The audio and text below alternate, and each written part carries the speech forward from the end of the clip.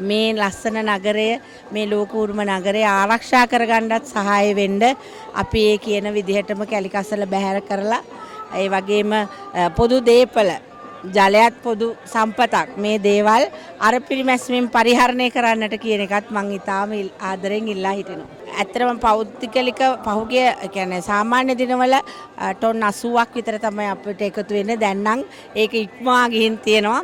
මේකෙදි මතක් කරන්නට ඕනේ තිරේ පිටුපස විශාල කාර්යභාරයක් කරන කණ්ඩායමක් ඉන්නවා.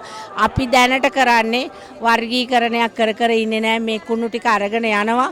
එතකොට ගොහාගොඩ කසල අංගනේ අපි එතන මගේ සේවක මණ්ඩලයක් වෙනමම ඉඳගෙන ඒක වෙන් කිරීම කටයුතු කරනවා. මොකද එහෙම නොවුනොත් අපිට ඒ අංගනේ පවත්වාගෙන යන්නට බෑ.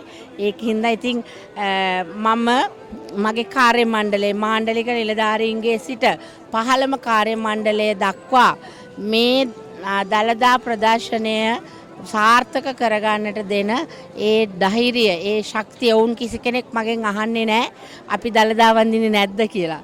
ඔවුන්ට තියන්නේ මේ සේවය සැපයීම විතරයි ඔවුන්ගේ ඉලක්කය. ඉතින් ඒකින්ද මම ඔවුන්ට ස්තුතිවන්ත වෙනවා. මගේ ගෞරවනීය ස්තුතිය ඇත්තටම මේ වෙලාවේ පුද කරන්නටත් අවස්ථාවක් කරගන්නවා.